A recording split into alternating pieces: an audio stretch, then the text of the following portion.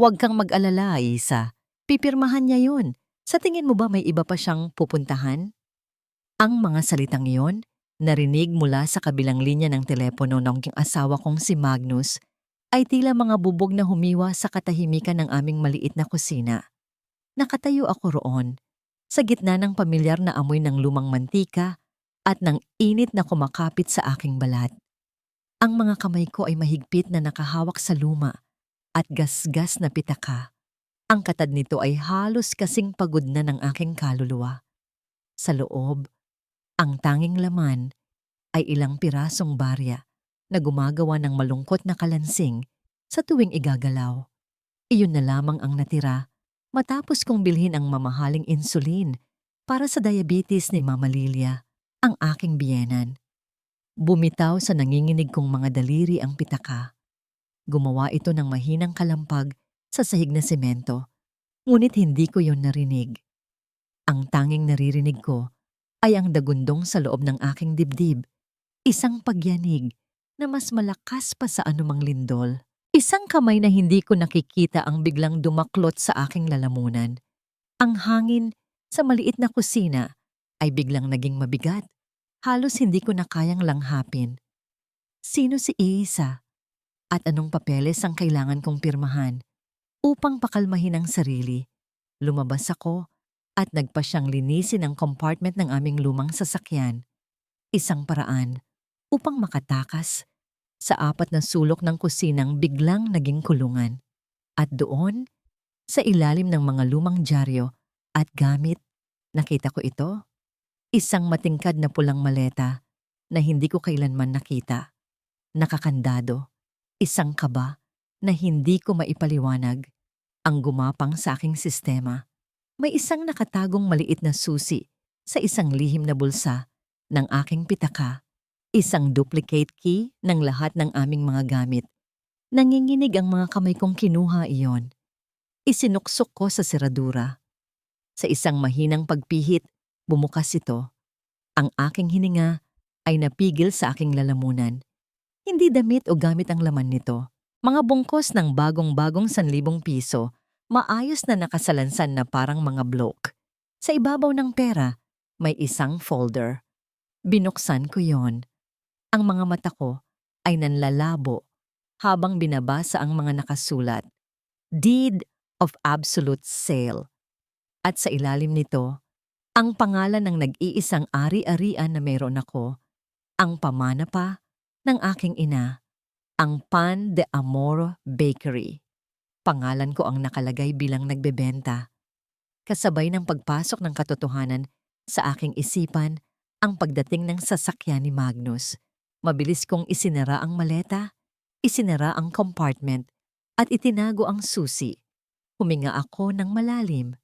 Pinipilit na burahin ang bakas ng panginginig sa aking mga kamay at ang bakas ng pagkawasak sa aking muka. "Hey babe, nandito na kami." Bati ni Magnus, kasama si Mama Lilia na nakangiti ng matamis. "Pagod ka na ba, anak?" tanong ni Mama Lilia. Ang boses ay puno ng pag-aalalang huwad. Pinilit kong ngumiti pabalik, isang nangiting pagod na sanay na silang makita. "Hindi naman po, Ma. Naglilinis lang po." Lumapit sa akin si Mama Lilia. Ang kanyang mga mata ay nagpapakita ng isang pagmamahal na ngayon ay alam kong isang kasinungalingan. Inayos niya ang ilang hibla ng buhok na nakatakas sa aking pagkakatali. Ang kanyang paghipo ay nagdulot ng lamig sa aking balat. Ang kanyang boses, animoy pulot pukyutan, ngunit may nakatagong kamandag, ang bumasag sa katahimikan. "O, Amari anak, kamusta ang benta? May sapat na ba tayo para sa insulin ko ngayong linggo?" "Oo naman, Ma. Nakatabi na po." Sagot ko. Ang mga salita ay parang abo sa aking bibig. Pinilit kong panatilihing kalmado ang aking boses habang kinukuha mula sa aking bulsa ang perang inabot sa akin kanina ni Magnus. Inilagay ko yon sa palad ni Mama Lilia.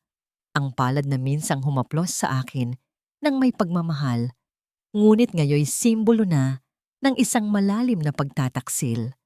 Isang anino ng kasiyahan ang dumaan sa kanyang mga mata bago ito napalitan muli ng anyo ng isang mahinang matanda.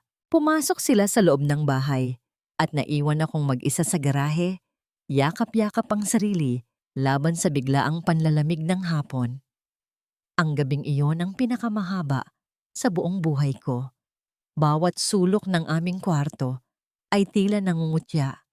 Ang kama kung saan kami natutulog ni Magnus ay naging isang malamig na parang. Ang bawat paghinga niya sa kanyang pagkakatulog ay parang hagupit sa aking pandinig. Hindi ako makatulog. Ang mga tanong ay paulit-ulit na umiikot sa aking isipan.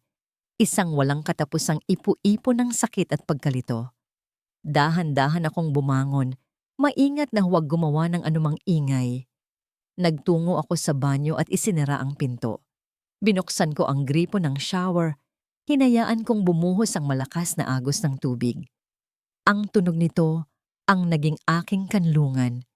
Isang pader na itinayo ko upang walang sino man ang makarinig sa pagguho ng aking mundo.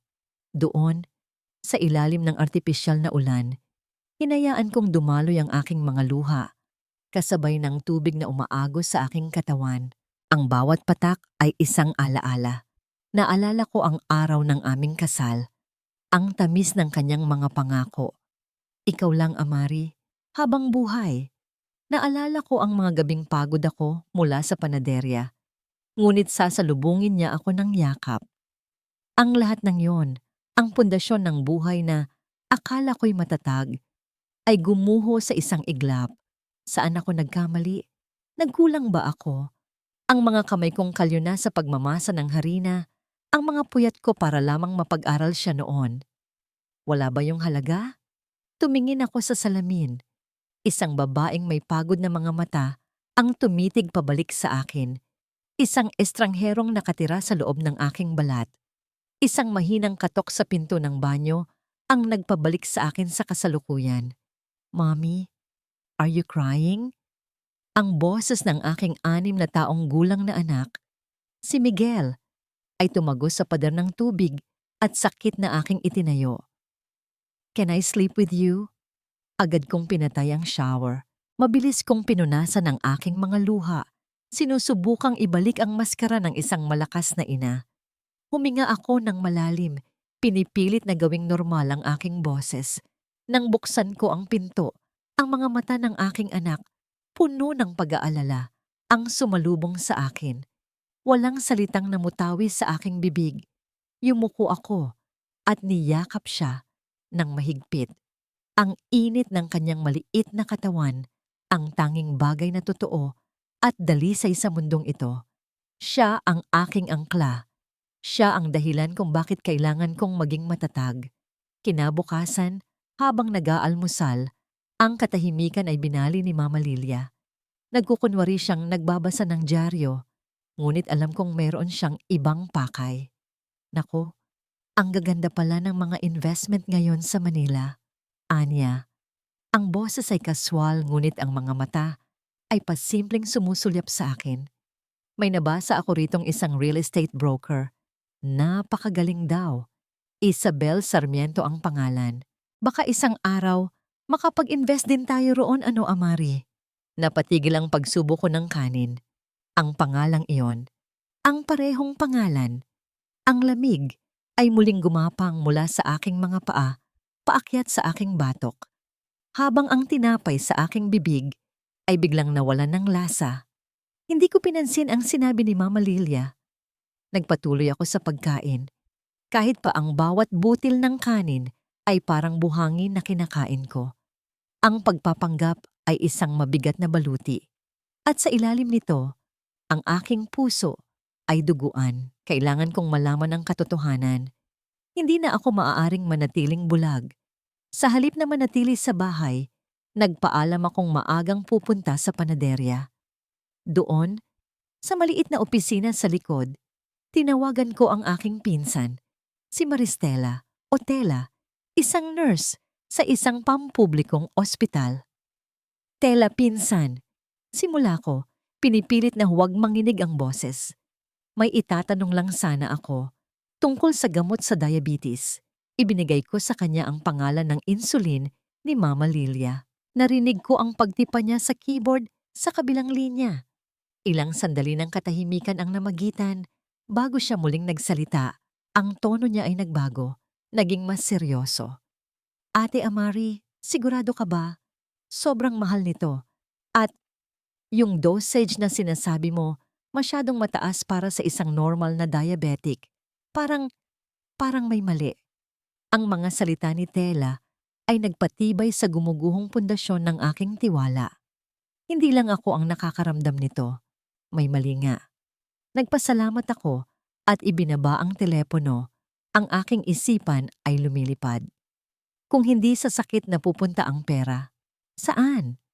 Humarap ako sa salamin sa loob ng opisina. Ang mga bill ng kuryente at tubig ay nakadikit doon. Paalala ng aking mga responsibilidad. Ang Pan de Amore Bakery ay humihinga, ngunit hirap. Ang bawat sentimong kinikita nito ay maingat kong binibilang, itinatabi para sa pangangailangan ng pamilya. Ng pamilyang ngayon ay alam kong unti-unting sumasaksak sa aking likuran. Isang malakas na pagbukas ng pinto ng panaderya ang pumutol sa aking pag-iisip. Isang lalaking hindi ko kilala. Malaki ang katawan at may mga tattoo sa braso ang pumasok. Ang kanyang presensya ay agad na nagpabigat sa hangin sa loob ng maliit na tindahan. Lumapit siya sa counter. Ang mga mata ay iniikot sa paligid na parang may hinahanap. Nandyan ba si Lilia? Tanong niya. Ang boses ay magaspang at walang galang. Wala po siya rito. Sino po sila? Sagot ko, pinanatili ang profesional na tono. Ngumisi ang lalaki, isang nangising hindi umabot sa kanyang mga mata. Wala kang pakialam kung sino ako. Lumapit pa siya at naamoy ko ang pinaghalong sigarilyo at alak sa kanyang hininga. Pakisabi sa biyenan mo, malapit nang maubos ang pasensya ng boss ko. Pagkasabi niyon, tumalikod siya at walang paalam na umalis, nag-iwan ng isang nakakabinging katahimikan. Ang mga customer na nasa loob ay nagkatinginan, puno ng takot at pagtataka. Ngunit ako, nanatili akong nakatayo. Ang takot sa aking dibdib ay napalitan ng isang malamig na katiyakan. Utang. Malaking utang. Kumuha ako ng isang pirasong mainit na pandesal mula sa tray. Hindi ko na malaya na mahigpit na pala ang hawak ko rito. Ang init ay kumakalat sa aking palad. Dahan-dahan kong ibinalik ito sa lalagyan. Ang init na yon ay parang apoy na nagsimulang mag-alab sa loob ko. Isang apoy na hindi na kayang patayin ng mga luha. Kinagabihan, habang hinahanda ko ang hapunan, tumunog ang aking telepono. Numero ni Tela. Sinagot ko ito ng pabulong. Ate Amari, anya, ang boses ay nanginginig at apurado. May nalaman ako galing sa isang kaibigan. Yung biyenan mo, madalas daw siyang nakikita sa isang ilegal na pasugalan sa kabilang bayan. Sandali siyang tumigil, tila nag-aalangang sabihin ang susunod. Ate Amari, hindi sakit ang problema ni tita. Sugal. Ang kutsarang hawak ko ay bumagsak sa sahig. Ngunit hindi tulad ng dati. Hindi ako nagulat. Tumingin ako sa labas ng bintana ng kusina, kung saan naglalaro si Miguel sa bakuran. Ang tawa niya ay isang musika sa gitna ng ingay ng panlilinlang. Ang lahat ay naging malinaw.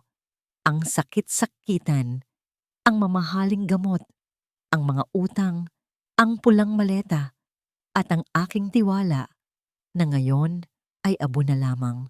Ang katotohanan ay hindi nagdulot ng karagdagang luha. Sa halip, isang nakakapasong galit ang pumalit sa pighati. Isang galit na malamig at tahimik, mas mapanganib kaysa sa anumang sigaw. Pinulot ko ang kutsara, itinapon sa lababo, at nagpatuloy sa paghahanda ng hapunan na parang walang nangyari. Ngunit sa loob-loob ko, isang desisyon ang nabuo. Tapos na ang pagiging biktima. Tapos na ang pagiging martir. Hindi ko hahayaang sirain nila ang kinabukasan ng aking anak. Kinabukasan, gumawa ako ng dahilan na kailangan kong mamalengke sa bayan. Ngunit hindi palengke ang aking patutunguhan. Sumakay ako ng bus, pinili ko ang pinakasiksikang pampublikong sasakyan para makatipid sa pamasahe at para na rin makahalo sa maraming tao upang hindi maramdaman ang aking pag-iisa. Bawat sentimo ay mahalaga. Sa isang maliit na papel na nakatupi sa aking palad, nakasulat ang isang address na nahanap ko sa internet kagabi habang ang lahat ay natutulog. Bantay Kababaihan, isang non-profit legal aid center. Ang paglalakbay ay tila walang katapusan. Ang bawat pagyanig ng bus ay kasabay ng pagkabog ng aking dibdib. Paano kung hindi nila ako paniwalaan? Paano kung pagtawanan lang nila ako? Isang ordinaryong may bahay na nag-aakusa sa kanyang pamilya ng isang napakalaking panloloko. Ngunit sa tuwing aatras ang aking loob, ang mukha ni Miguel ang lumilitaw sa aking isipan. Ang kanyang mga ngiti, ang kanyang mga yakap. Para sa kanya, gagawin ko ang lahat. Nang makarating ako sa address, isang maliit at simpleng opisina ang aking natagpuan. Huminga ako ng malalim bago itinulak ang pinto. Ang hangin sa loob ay amoy lumang papel at kape. Isang babae sa reception desk ang ngumiti sa akin at sa kabila ng aking kaba, gumaan ng bahagya ang aking pakiramdam. Dinala niya ako sa isang maliit na silid. Ilang minuto ang lumipas, pumasok ang isang lalaki. Matangkad, nakasalamin, at may seryosong mukha. Ang kanyang barong ay simple, ngunit malinis. "Good morning. I'm Attorney Leandro Sison."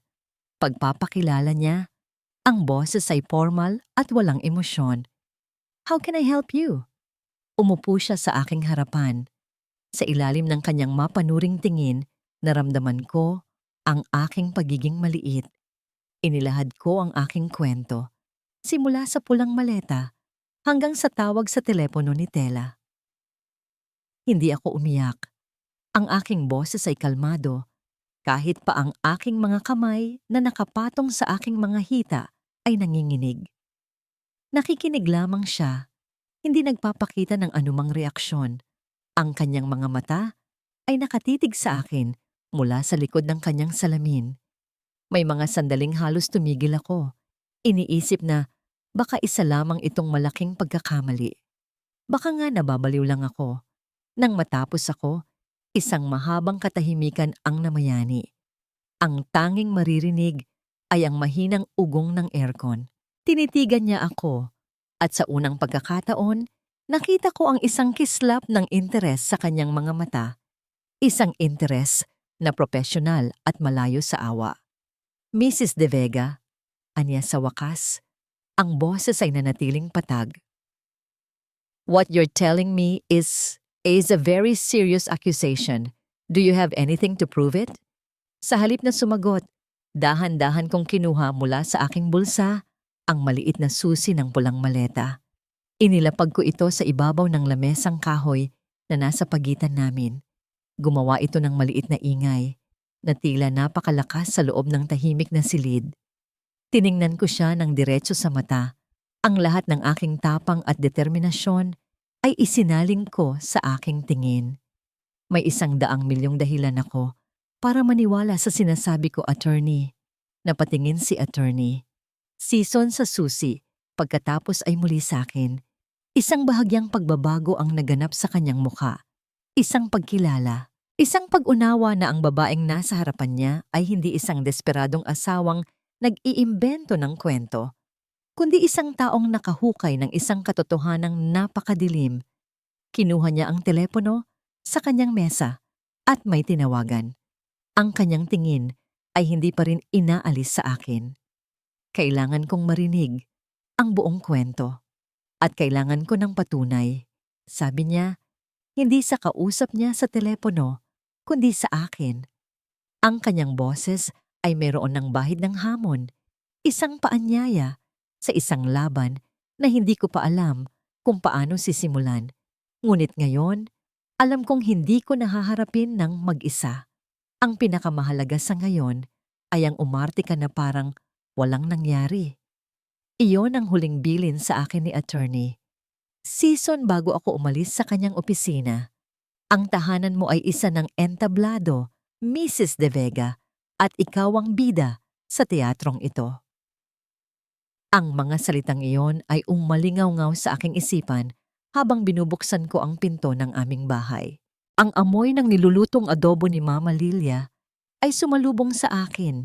Isang amoy na dati nagbibigay sa akin ng pakiramdam ng pagiging isang tunay na tahanan, ngunit ngayon nagpapaalala sa akin ng isang perpektong maskara.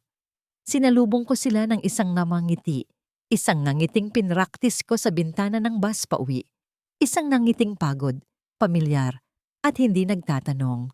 Kinabukasan tumawag ako kay Tela. Pinsan, pwede mo bang dalawin si Mama Lilia? Pakiusap ko. Kunwari, iche-check mo lang ang blood pressure niya. May ipapakiusap sana ako. Dumating si Tela ng hapong yon, dala ang kanyang medical kit. Habang abala siya sa pagkukunwaring pagsusuri sa aking biyenan, naabot tenga ang nanangiti dahil sa atensyon, na ipasok ko sa usapan ang aking tunay na pakay. Ibinigay ko sa kanya ang isang napakaliit na voice recorder, kasing laki lang ng aking hinlalaki. Itago mo to sa ilalim ng kama niya, sa lugar na hindi madaling makita. Bulong ko habang nasa kusina kami para kumuha ng maiinom. Ang takot sa mga mata ni Tela ay malinaw.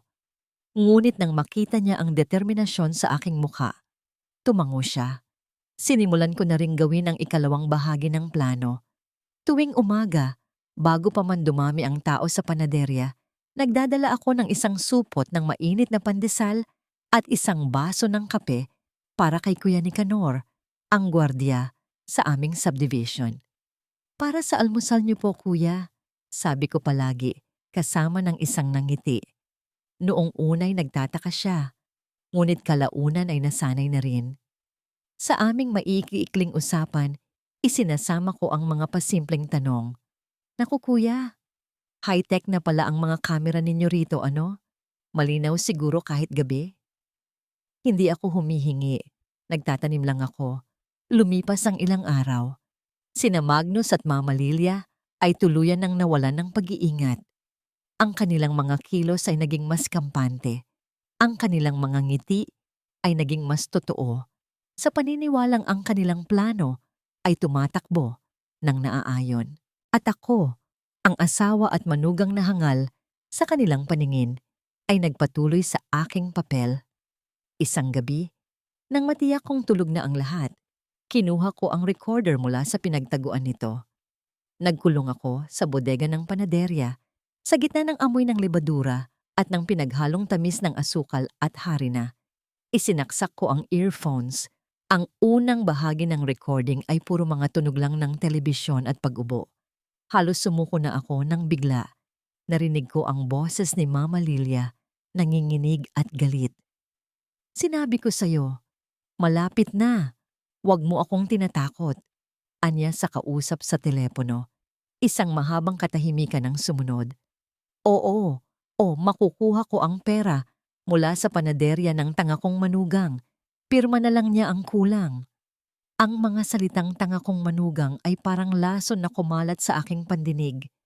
Napahawak ako sa mga sako ng harina sa aking tabi. Ginagawa itong suporta. Ang pamilyar na amoy ng aking munting negosyo, ang lugar kung saan ibinuhos ko ang aking pawis at pangarap, ay biglang naging saksi sa pinakamatinding pagyurak sa aking pagkatao. Hindi pa ako nakakabawi sa aking narinig. Nang pumasok si Magnus sa bahay kinagabihan, may dalang ngiti na hindi ko pa nakikita sa loob ng maraming buwan. Babe, may good news ako. Masaya niyang sabi. Darating si Isabel galing Manila. Mag-i-scout siya for investment opportunities dito. And guess what? Sa atin siya unang pupunta. Naramdaman ko ang paglamig ng aking buong katawan. Talaga? Kailan daw? Tanong ko. Pinipilit na maging masigla ang boses. Hinawakan niya ang aking mga balikat. Bukas ng gabi. Kaya gusto ko, ipagluto mo kami ng pinakamasarap na hapunan. You know? to impress an important business partner. Ang buong araw na yon ay ginugol ko sa paghahanda para sa hapunan. Pakiramdam ko ay isang espiya ako sa sarili kong pamamahay. Bawat sahog na hinihiwa ko, bawat sandok na inihahalo ko sa niluluto, ay may kasamang kalkulasyon. Hindi ito paghahanda na mula sa puso. Ito ay pag-aayos ng entablado para sa isang dula-dulaan. Ang mesa ay maayos, ang mga kubyertos ay kumikinang, at ang bahay ay malinis. Isang perpektong larawan ng isang masayang pamilya, isang perpektong kasinungalingan. Dumating si Isabel kasama si Magnus. Siya ang lahat ng kabaligtaran ko. Ang kanyang damit ay simple, ngunit mamahalin. Ang kanyang buhok ay perpektong nakaayos at ang kanyang bawat galaw ay may kasamang kumpiyansa. Nang magtama ang aming mga mata, isang mabilis na sulyap ng pagmamaliit at awa ang nakita ko sa kanya bago ito napalitan ng isang peking ng ngiti. So this is Amari, anya. Ang boses ay matamis, ngunit may himig ng panunuya. It's so nice to finally meet you. Welcome sa aming tahanan, sagot ko, gamit ang pinakamalumanay kong boses. Ang hapunan ay isang mahabang pagpapahirap. Si Magnus at Mama Lilia ay abalang-abala sa pag-asikaso kay Isabel, pinupuri ang kanyang katalinuhan at tagumpay sa Maynila. At ako, gumanap ako sa aking papel. Isang simpleng may bahay na walang alam sa mundo. Nagtanong ako ng mga bagay na para bang ngayon lang ako nakakita ng taga-syudad. Talaga po? Ang tataas na pala ng mga building sa Manila? O kaya naman, mahirap po ba ang trabaho ninyo? Bawat tanong ko ay sinasagot niya ng may halong pagpapasensya na para bang kinakausap niya ay isang bata. Nang oras na para magsalin ng red wine, tumayo ako. Ito na ang sandali. Habang papalapit ako kay Isabel, sadya kong pinadulas ang aking paa sa sahig. Ang kupita sa aking kamay ay tumagilid at ang matingkad na pulang alak ay bumuhos sa kanyang puting-puting bestida, gumagawa ng isang malaking mantsa na parang dugo. Isang kolektibong paghinga ng pagkagulat ang pumuno sa silid. Oh my God! My dress! Sigaw ni Isabel, napatayo at hindi makapaniwala. Amari, ano ba? Mag-ingat ka naman! Halos pasigaw na, sabi ni Magnus. Ang mukha ay namumula sa hiya. Anak naman, ano bang nangyayari sa'yo? Saway ni Mama Lilia, ang mga matay nanlilisik. Nako, pasensya na po. Pasensya na talaga. Sabi ko, ang boses ay nanginginig sa pagkukunwaring taranta. Nadulas po ako, hindi ko po sinasadya. Dali-daling nagtungo si Isabel sa banyo upang subukang linisin ang mantsa. Sa kanyang pagmamadali, naiwan niya ang kanyang mamahaling cellphone sa ibabaw ng mesa. Iyon ang pagkakataong hinihintay ko. Habang sina Magnus at Mama Lilia ay abala sa pagrereklamo, mabilis kong kinuha ang telepono. Ang puso ko ay kumakabog ng napakabilis sa aking dibdib. Nanginginig ang aking mga kamay habang binubuksan ko ang mensahe. Hindi ito nakalock at naroon ang lahat. Mga mensahe mula kay Magnus na may kasamang mga I love you at I miss you babe.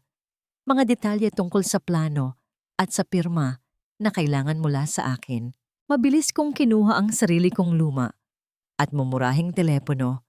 Kinuhanan ko ng litrato ang lahat ng kaya kong kuhanan. Bawat kuha ay isang patikim ng hustisya.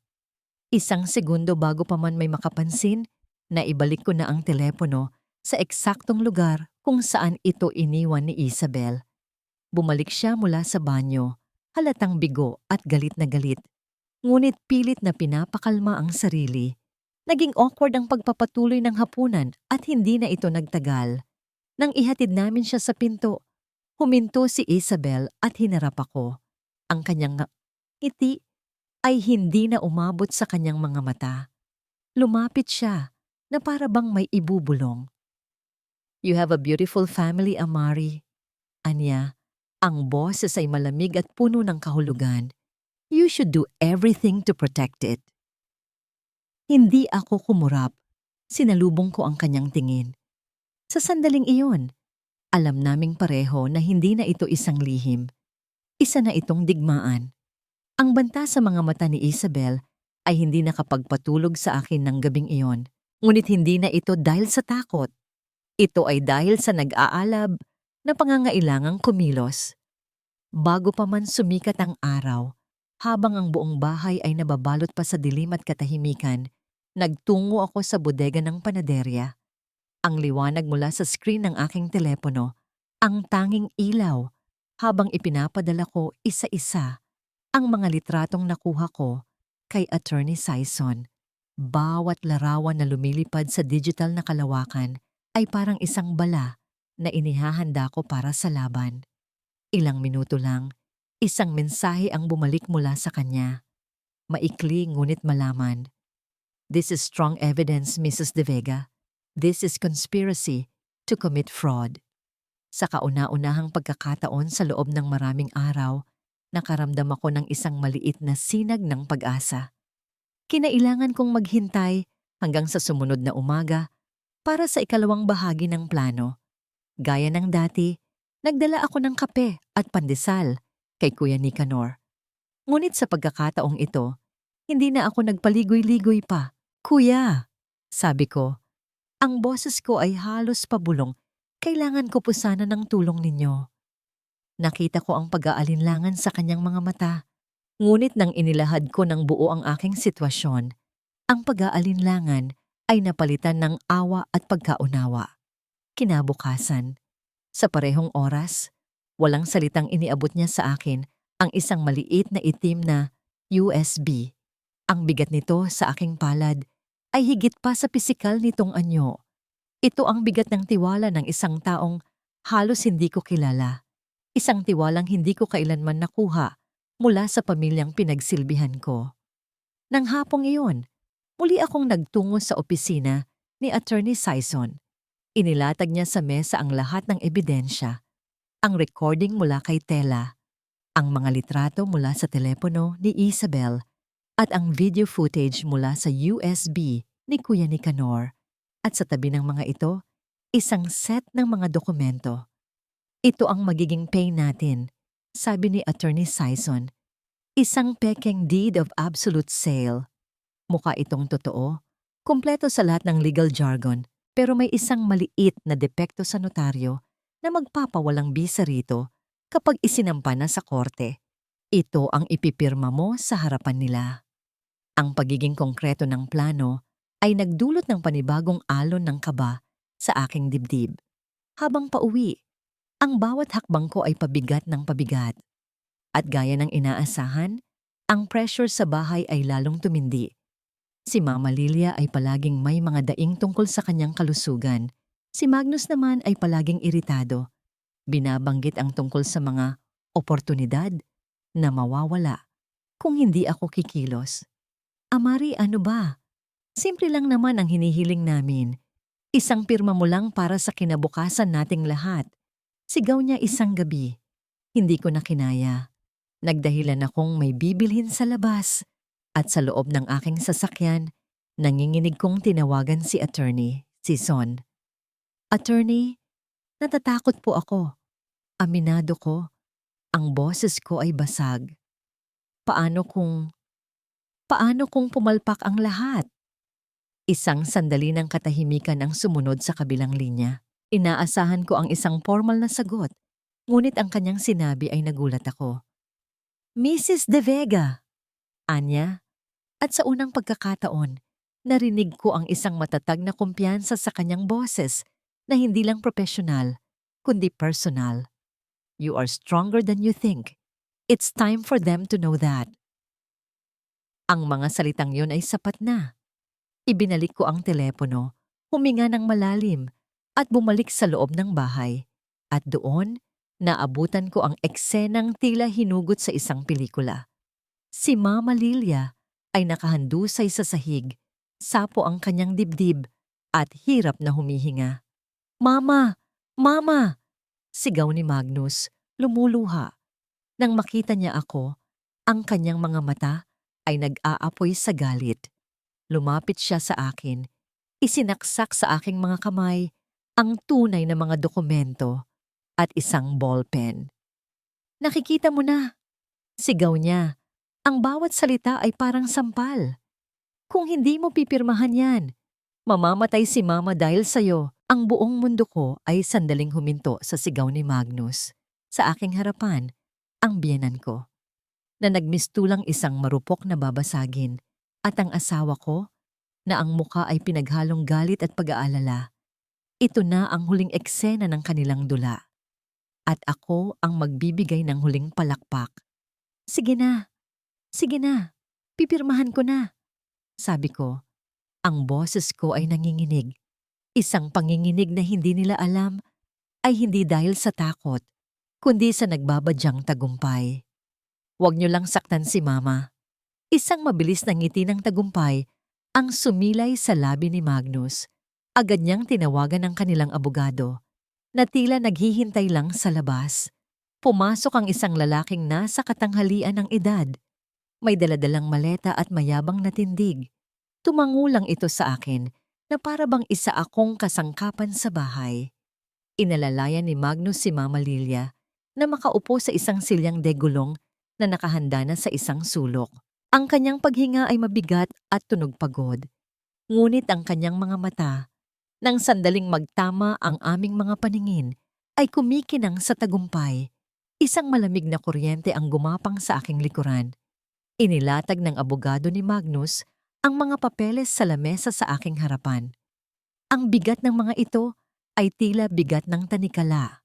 Dahan-dahan, binasa ko ang bawat salita, bawat pangungusap. Pinakiramdaman ko ang pagkainip ni Magnus, ang papalapit na pagwawagi ni Mama Lilia. Pagkatapos, tumango ako. "Sige," sabi ko ng mahina. Mula sa aking bag, kinuha ko ang isang folder na naglalaman ng pekeng dokumento na inihanda ni attorney. Season. Isang folder na halos kamukhang kamukha ng sa kanila. Sa isang mabilis ngunit kontroladong kilos, ipinatong ko ang aking folder sa ibabaw ng kanilang kontrata. Walang sino man ang nakapansin. Kinuha ko ang ballpen. Huminga ako ng malalim. Ang dulo ng panulat ay sumayad sa papel.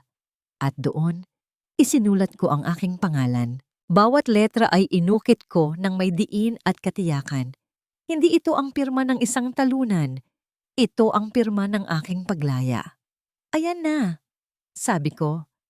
Itinutulak ang papel papunta kay Magnus. Kinuha niya ito. Ang kanyang mukha ay nagliliwanag sa wakas. Hindi na niya ito binasa. Ngunit bago pa man niya ito mailagay sa loob ng kanyang briefcase, isang marahan ngunit matatag na katok ang narinig mula sa pinto. Bumukas ito. Si Attorney Leandro Sison, nakatayo roon sa kanyang formal na kasuotan, kasama ang dalawang unipormadong pulis. Ang ngiti sa mukha ni Magnus ay naglaho na parang bula. Si Mama Lilia, sa kanyang silyang degulong, ay nanigas sa kinauupuan. "Good evening," bati ni Attorney Sison. Ang kanyang boses ay kalmado, ngunit may bigat na pumuno sa buong silid. Naglakad siya papasok.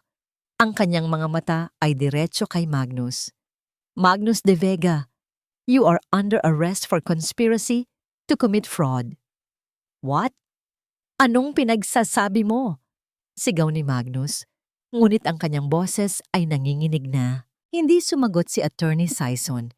Isinenyas niya sa isang pulis na buksan ang pulang maleta na nakatayo sa isang sulok. Nang bumukas ito, ang mga bungkos ng pera ay lumantad sa paningin ng lahat. "Ang perang iyan ay marked money, Mr. De Vega," paliwanag ni Attorney Sison. Sa labas, narinig namin ang mahinang komosyon. Si Isabel, na naghihintay sa sasakyan, ay hinuhuli na rin. Ang kulay sa mukha ni Magnus ay tuluyang nawala. Napatingin siya sa kanyang ina, na ngayon ay hindi na makahinga, hindi dahil sa sakit sa puso, kundi dahil sa pagkagapi. Tumingin si Mama Lilia sa akin. Ang kanyang mga mata ay nanlilisik, puno ng galit na hindi kayang itago ng anumang pagkukunwari. Ngunit hindi siya sumigaw, hindi siya nagmura. Sa halip, sa isang nakakakilabot na katahimikan, hinawakan niya ang kanyang dibdib. Ang kanyang mga mata ay pumuti at umikot pa itaas. At kasunod noon, ang kanyang buong katawan ay nagsimulang mangisay sa isang marahas na paraan. Bumabagsak mula sa silyang de gulong papunta sa sahig. Isang nakakabinging sigaw ang pumunit sa katahimikan, hindi mula sa kanya, kundi mula kay Magnus. "Pinatay niyo ang ina ko!" Ang sigaw ni Magnus ay sinundan ng isang magulong komosyon. Dumating ang mga mediko at ang katawan ni Mama Lilia ay mabilis na isinakay sa ambulansya. Ang umiikot na pula at asul na ilaw nito ay tahimik na humahawi sa kadiliman ng gabi. Nag-iiwan sa akin ng pakiramdam na ang tagumpay ay may lasang abo sa aking bibig. Habang si Magnus ay ipinapasok sa sasakyan ng pulis, ang kanyang mga mata ay punong-puno ng pagkasuklam. Lahat ay nakatutok sa akin. Dinala kami sa istasyon ng pulis. Ang hangin sa loob ay malamig at amoy disinfectant. Si Attorney Sison ay nasa aking tabi. Sinusubukang ipaliwanag ang mga susunod na hakbang. Ngunit ang kanyang mga salita ay parang ugong na lamang sa aking pandinig. Pakiramdam ko ay nananalo ako. Ngunit bakit tila ako pa rin ang bilanggo? Ilang oras ang lumipas. Mula sa isang silid, lumabas si Mama Lilia. Itinutulak sa isang silyang degulong ng isang nurse kasama ang kanyang abogado. Wala na ang pangingisay. Ang mukha niya ay maputla at mukhang mahina. Ngunit ang kanyang mga mata, nang magtama ang aming paningin, ay matalas at puno isang nakakakilabot na galit. Attorney Sison, Mrs. De Vega, bati ng kanyang abogado, isang lalaking may mapanuyang ngapunang ngiti. My client, Doña Lilia De Vega, is now ready to give her official statement. Nagkatinginan kami ni attorney. Sison, kapwa naguguluhan. At doon, sa harap ng investigador, binaliktad niya ang buong mundo. Isinalaysay ng kanyang abogado kung paanong ako, ang kanyang desperadang manugang, ay nakipagsabwatan sa mga sindikatong nagpapautang. Ako raw ang nagplano ng lahat. Ako ang nag-imbento ng kwento upang makuha ang 100 milyong piso na family savings na pinaghirapan ni Magnus. Ang mga tawag ng mga loan shark kay Mama Lilia, iyon daw ay patunay na ako ang nagdala ng gulo sa kanilang tahanan. Ako ang nag-set up sa kanila. Ako ang kontrabida. This is absurd! Bulalas ni Attorney Sison. Meron kaming sapat na ebidensya laban sa inyo. Talaga ba, attorney? Ngumisi ang abogado ni Mama Lilia. Ang kliyente ko ay isang may sakit na matanda na biktima ng pananakot. Ang anak niya ay isang mapagmahal na asawa. Ang ebidensya ninyo ay madaling palabasin na gawa-gawa lamang ng isang asawang gustong manlamang. At pagkatapos, ibinagsak niya ang huling bomba. Dahil sa panganib na idinulot ni Mrs. De Vega sa pamilya, magsasampa kami ng kaso para bawiin sa kanya ang kustodya ng kanyang anak na si Miguel. Malinaw na hindi naligtas ang bata sa isang unsafe environment na puno ng issue sa mga loan shark. Ang mga salitang bawiin ang kustodya ay parang isang malakas na suntok na nagpatigil sa pag-ikot ng aking mundo. Napalingon ako sa isang sulok ng istasyon at doon nakita ko siya. Ang aking si Miguel, nakaupo sa isang upuan, yakap-yakap ang kanyang laruang robot. Isang babaeng social worker ang marahang kumakausap sa kanya. Ang mukha ng aking anak ay walang emosyon, isang blangkong papel ng pagkalito at takot. Ang kanyang mga mata ay naghahanap at nang magtama ang aming paningin, nakita ko ang isang tanong sa mga ngayon na hindi niya masabi. Mommy, what's happening? Ang puso ko ay nadurog sa 1,000 piraso. Ang lahat ng ito ay ginawa ko para sa kanya. Ngunit ngayon, siya ang ginagamit nilang sandata laban sa akin. Lumapit sa amin ang abogado ni Mama Lilia. Ang boses ay pabulong na, ngunit mabigat sa kahulugan. Inalok niya ang isang kasunduan mula sa impyerno. Drop all charges and walk away with nothing but your son, or fight and lose him forever. Ang mga salita ng abogado ay parang yelo na tumusok sa aking puso. Bitiwan ang lahat at makuha ang aking anak, o labanan ang kasinungalingan at tuluyan siyang mawala sa akin. Ang mga pader ng istasyon ay tila unti-unting lumalapit.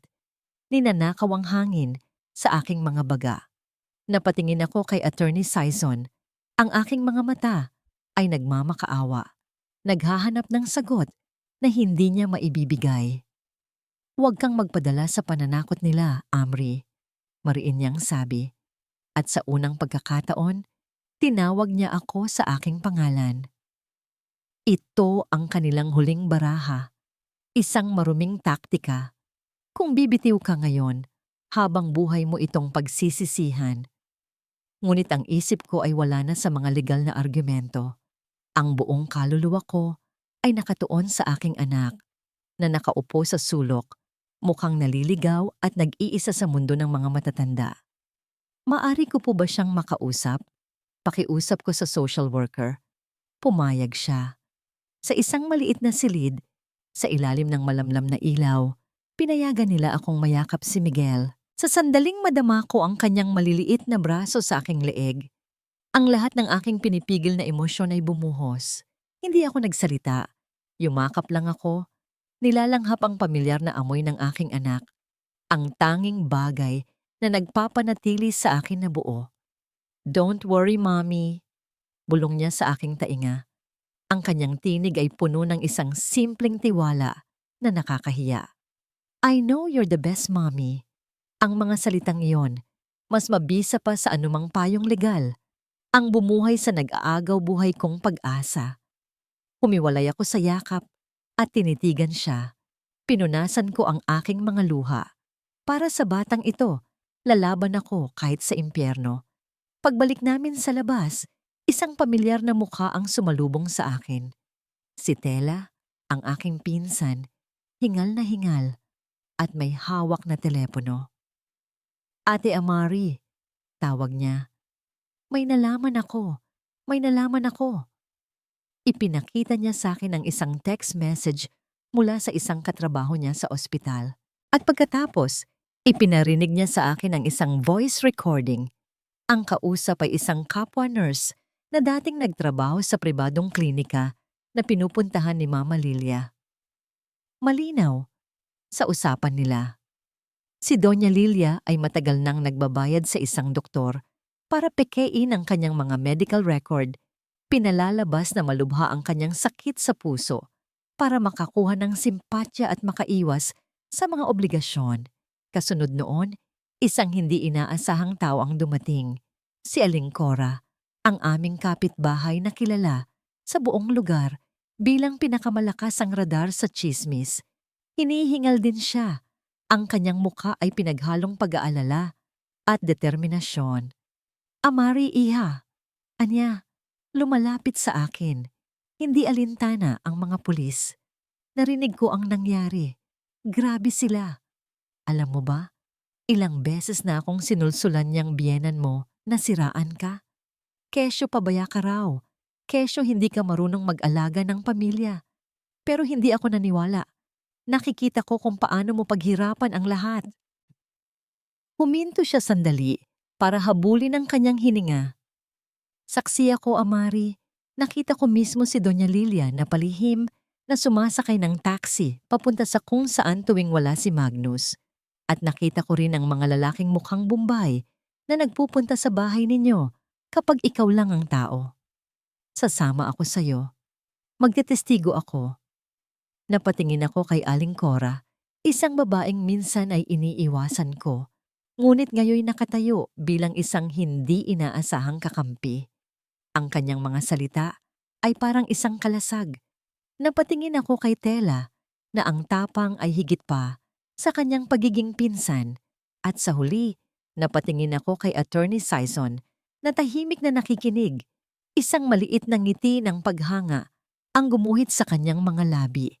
Ang lahat ng takot sa aking puso ay napalitan ng isang matinding kapangyarihan. Isang lakas na hindi nagmula sa galit, kundi sa pagmamahal at suporta na bigla kong naramdaman. Humarap ako kay Attorney Sison. Ang aking boses, nang muli akong magsalita, ay hindi na basag o nanginginig.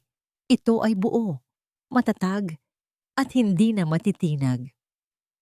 Lalaban ako.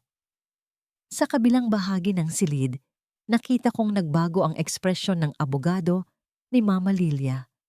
Ang kanyang mapanuyang ngiti ay unti-unting naglaho. Ang huling pagdinig ay isinagawa sa isang maliit na silid. Inilatag ni Attorney Sison ang lahat ng bagong ebidensya. Ang recording ng Peking Medical Records, ang testimonya ni Aling Cora. Nang ipinarinig ni Attorney Sison ang boses ng nurse na umaamin sa panunuhol, nakita ko ang pagbabago sa mukha ni Mama Lilia. Ang maskara ng isang kaawa-awang matanda ay tuluyang gumuho. Ang kulay sa kanyang mukha ay nawala. Napalitan ng isang nakakakilabot na pamumutla. Hindi na niya napigilan ang sarili. Bigla siyang tumayo mula sa kanyang silyang degulong. Ang kanyang katawan ay nanginginig sa purong galit. Ang lahat ng pagkukunwari ay naglaho. Itinuro niya ako. Ang kanyang daliri ay nanginginig. Isang salita lamang ang lumabas sa kanyang bibig. Isang salitang puno ng kamandag at pagkasuklam. Isang sigaw na umalingaw-ngaw sa buong silid at naglantad sa kanyang tunay na kulay. Hayop ka? Ang salitang yon, binitawan ng may sukdulang galit, ang naging huling pako sa kabaong ng kanilang mga kasinungalingan. Ang sigaw ni Doña Lilia ay hindi sigaw ng isang biktima. Iyon ay angil ng isang mandaragit na nakulong. Ang kanyang perpektong maskara ay basag na, at ang lahat ng nasa silid ay nakita ang tunay niyang mukha. Doon, sa harap ng hindi matitinag na katotohanan, nakita ko sa mga mata ni Magnus ang pagguho ng lahat ng kanyang pag-asa. Napatingin siya sa kanyang ina, na ngayon ay humihingal sa galit, at pagkatapos ay sa mga seryosong mukha ng mga pulis, walang nang daan para makatakas. At sa huling sandali ng kanyang karuwagan, pinili niyang iligtas ang sarili. Si Mama po. Si Mama po ang may pakana ng lahat. Biglang sigaw ni Magnus, ang boses ay basag at puno ng desperasyon. Sunod lang ako sa kanya. Wala akong alam sa mga utang niya. Please, maniwala kayo sa akin. Ang pagtataksil na yon, ang tuluyang nagpatahimik kay Doña Lilia. Napaupo siya pabalik sa kanyang silyang de gulong. Ang kanyang katawan ay tila nawalan ng lahat ng lakas. Ang kanyang mukha ay larawan ng isang reynang natalo sa sarili niyang laro. Si Isabel naman, sa isang hiwalay na interogasyon, ay mabilis na umamin sa lahat kapalit ng mas magaan na parusa. Ang lahat ng domino ay bumagsak na. Ang araw ng pagbasa ng hatol ay dumating. Ang hangin sa loob ng korte ay mabigat at solemne. Naroon si Doña Lilia at si Magnus, nasa magkabilang dulo ng isang bangko, hindi nagtitinginan, mga estranghero na pinag-isa ng kanilang krimen. Ang boses ng hukom ay matatag at walang emosyon, isang tunog ng bakal na humahampas sa katahimikan. Si Doña Lilia de Vega bilang utak ng lahat ay hinatulan ng pinakamabigat na parusa para sa syndicated estafa at fraud. Si Magnus bilang kasabwat ay nahatulan din ng pagkabilanggo, bagamat mas maikli. Si Isabel ay pinagmulta ng malaking halaga, binigyan ng community service at inutusang mag-issue ng isang pampublikong paghingi ng tawad sa akin. Ang lahat ng kaso laban sa akin ay ibinasura. Ang kustodya kay Miguel ay iginawad sa akin ng buo at walang kondisyon. Ang pagmamay-ari ng Pandemori Bakery ay ibinalik sa akin. Tapos na. Ang pagbukas ng mabibigat na pinto ng korte ay parang pagbukas ng pinto ng isang mahabang kulungan. Sinalubong ako ng sikat ng araw, Isang init na halos nakakasilaw matapos ang matagal na pananatili sa malamig at madilim na mga silid. At sa gitna ng liwanag na yon, may isang maliit na figurang tumatakbo palapit sa akin. "Mommy!" Ang sigaw ni Miguel ay ang pinakamagandang musikang narinig ko sa buong buhay ko. Yumuko ako at sinalubong ang kanyang yakap. Ibinuhos ko sa yakap na yon ang lahat ng aking sakit, pagod at pasasalamat. Naramdaman ko ang pagtapik sa aking balikat. Si Aling Cora at si Tela, nakangiti sa gitna ng kanilang mga luha. Nakatayo sa isang tabi si Attorney Sison, tahimik na nagmamasid. Nang magtama ang aming paningin, tumango lang siya. Walang salita ng pagbati, walang yakap. Lumapit siya, hindi bilang abogado, kundi bilang isang taong nakasaksi sa aking pinagdaanan. Inabutan niya ako ng isang bote ng tubig. "Uminom ka muna," anya, ang boses ay kalmado pa rin. Mahaba ang araw. Tinanggap ko ito. Sa simpleng alok na yon, naramdaman ko ang bigat ng lahat ng nangyari. Naramdaman ko ang pagod na umaabot hanggang sa kaibuturan ng aking mga buto. Nang gabing iyon, matapos maihatid si Miguel sa bahay ni Tela, nag-iisa akong nagtungo sa isang lugar. Ang Pan de Amore Bakery. Itinulak ko ang pinto nito. Ang hangin sa loob ay malamig at amoy alikabok. Ang mga mesa at upuan ay natatakpan ng puting tela, parang mga multo ng nakaraan. Ang lahat ay tahimik. Ang lahat ay madilim. Nakatayo ako roon, sa gitna ng panaderyang minana ko pa sa aking ina, ang lugar na naging saksi sa aking mga sakripisyo at pangarap. Ngayon, ito ay isang blankong canvas, isang paalala ng lahat ng nawala. Tumingin ako sa aking mga kamay na sanay sa pagmamasa at pagtatrabaho. Napakaliit ng mga ito.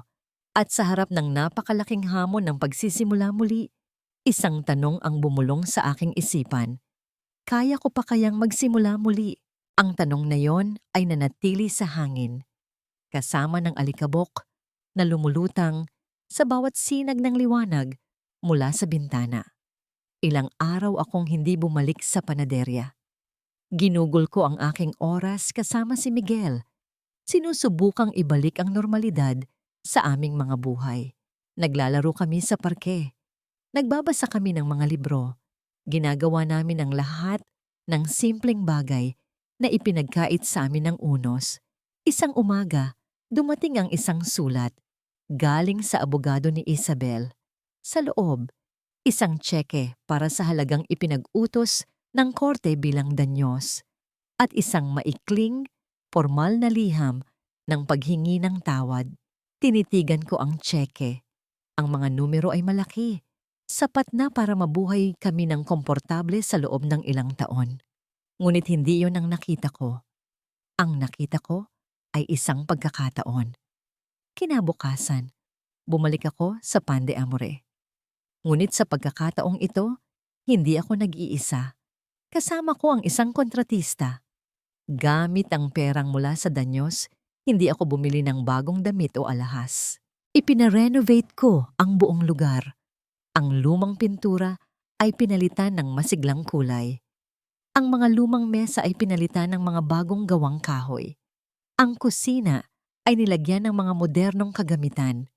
Habang nagaganap ang pagsasaayos, ako naman ay abala sa pag-eeksperimento.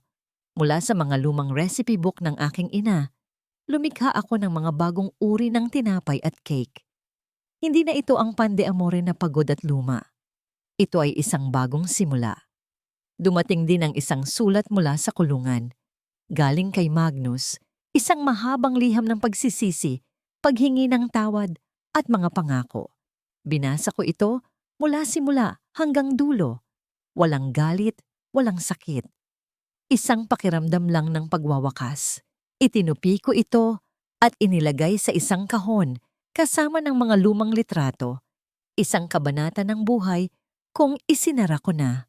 Sa araw ng muling pagbubukas ng Pan de Amore, ang amoy ng bagong lutong tinapay ay muling pumuno sa kalye. Ang mga tao ay dagsaan. Nandoon si Aling Cora, abalang-abala sa pag-aasikaso ng mga customer na para bang siya ang may-ari. Nandoon si Tela, nakangiti habang pinagmamasdan ng lahat. At sa isang sulok, nakaupo si Attorney Sison, umiinom ng kape, isang tahimik na saksi sa aking muling pagbangon. Ngunit may isang bagay na bago. Sa tabi ng counter, may isang maliit na anunsyo na nakasulat sa isang pisara. Ang bahagi ng kita ng Pande Amore ay mapupunta sa Pandesal Fund, isang tulong para sa mga kababaihang biktima ng economic abuse. Kinausap ko si Attorney Sison. Pumayag siyang maging pro bono legal consultant para sa mga kasong dumarating sa amin. Ang aking sakit ay hindi na sayang. Ginawa ko itong tulay para sa iba. Nang mag-uwian na ang mga tao at kami na lang ni Miguel ang natira, umupo kami sa isa sa mga bagong mesa. Kumuha ako ng 2 piraso ng ensaymada. "Tikman mo, anak," sabi ko. Kinagat niya ito at ang kanyang mga mata ay nanlaki sa sarap. "Wow, Mommy, it's the best." Napangiti ako. Isang nangiting totoo at malaya. Hinawakan ko ang kanyang kamay na may mga mumo ng tinapay. "Gusto mong matutong gumawa nito?" "Yes, Mommy. Yes!" Masaya niyang sagot. Kinuha ko ang isang piraso ng masa at inilagay sa kanyang harapan. Tinuruan ko ang kanyang maliliit na kamay kung paano magmasa. Ang aming mga tawa ay pumuno sa bagong panaderya. Sa ilalim ng mainit na ilaw, sa gitna ng amoy ng pag-asa, habang pinagmamasdan ko ang aking anak na buong pagmamalaking hinuhubog ang kanyang unang tinapay, isang tinapay na kahit anong porma pa ang kalabasan ay tiyak na magiging pinakamaganda sa lahat. Alam ko sa aking sarili na ako ay nakauwi na. Sa labas ng bintana, isang babae ang huminto. Ang kanyang damit ay simple. Ang kanyang mga mata ay puno ng pag-aalinlangan at pagod. Tinitigan niya ng matagal ang maliit na pisara tungkol sa Pandesal Fund. Nagtama ang aming mga mata. Binigyan ko siya ng isang maliit na ngiti, isang paanyaya. Dahan-dahan, itinulak niya ang pinto at pumasok. Lumipas ang 3 taon. Ang Pande Amore ay hindi na lamang isang maliit na panaderya. Mayroon na itong 2 karagdagang branch sa mga kalapit na bayan. Ang Pandesal Fund na aking sinimulan ay nakatulong na sa 12 kababaihan. Nagbibigay sa kanila ng unang hakbang palabas sa dilim, tulad ng ginawa para sa akin ni Attorney Sison. Si Miguel naman ay isa ng masayahin at matalinong bata. Ang kanyang mga tawa ang nagsisilbing musika sa aming tahanan at sa aking puso. Isang umaga, habang nagkakape ako sa aking opisina sa loob ng panaderya, isang tawag ang natanggap ko mula kay Attorney Sison. Ang balita ay simple at direkta. Si Doña Lilia ay pumanaw na sa loob ng kulungan dahil sa mga komplikasyon mula sa kanyang diabetes. Isang sakit na sa huli ay naging totoo at siyang kumitil sa kanya. Pagkatapos kong ibaba ang telepono, hindi ako nakaramdam ng saya. Hindi rin ako nakaramdam ng lungkot. Tumingin lang ako sa labas ng bintana. Pinanood ang mga taong dumadaan. Isang kabanata ang tuluyan ng nagsara. Hindi ko na kailangan pang magpatawad dahil matagal na siyang wala sa aking sistema. Ang kapatawaran pala ay hindi isang salita, kundi isang katahimikan sa puso.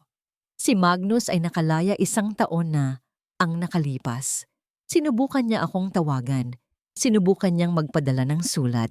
Ngunit hindi ko na siya kinaharap. Sa pamamagitan ni Attorney Sison, ipinadala ko sa kanya ang isang maliit na halaga. Hindi dahil sa awa o pagmamahal, kundi bilang huling pamamaalam. Sapat na yon para makapagsimula siya sa ibang lugar, sa isang buhay na malayo sa amin. Ang kondisyon ay isa lang. Huwag na kailanman magpakita pa sa amin ni Miguel. Narinig ko na lang na umalis na siya ng Davao. At iyon na, ang huling pagkakataong pumasok pa siya sa aking isipan. Ang kapayapaan ay hindi dumating na parang isang malakas na bagyo. Dumating ito ng paunti-unti, tulad ng pag-alsa ng minamasang tinapay sa isang mainit na sulok. Ito ay ang amoy ng kape tuwing umaga. Ito ay ang init ng yakap ni Miguel pagdating niya mula sa eskwela. Ito ay ang pasasalamat sa mga mata ng mga babaeng natutulungan ng aming munting pondo. Hindi ako naging milyonarya, ngunit naging mayaman ako sa mga bagay na hindi kayang bilhin ng pera. Dignidad, kalayaan, at paggalang sa sarili. Isang hapon, habang ang ulan ay marahang pumapatak sa bubong ng Pan de Amore, lumilikha ng isang payapang ritmo, dumating si attorney, si Son. Hindi bilang abogado, kundi bilang isang kaibigan. May dala siyang isang libro. Para sa'yo, anya, pampalipas oras habang umuulan. Salamat, Leo. Sagot ko, tinatawag siya sa kanyang pangalan sa unang pagkakataon. Nag-usap kami tungkol sa mga simpleng bagay, ang bagong pelikula, ang grades ni Miguel, ang paborito naming kape. Walang bahid ng romansa. Tanging isang malalim at komportableng pagkakaibigan na isinilang mula sa pagsubok at pinalaki ng respeto. Nang siya'y umalis, naiwan akong mag-isa. Nakaupo sa aking paboritong silya, hawak ang libro, pinagmamasdan ang pagpatak ng ulan sa salamin ng bintana. Dito, sa loob ng aking munting kaharian, na itinayo mula sa mga durog na piraso ng aking nakaraan, natagpuan ko ang aking sarili. Isang babaeng buo, isang inang masaya, isang kaluluwang malaya. Natagpuan ko ang kapayapaang minasa at hinulma ng sarili kong mga kamay.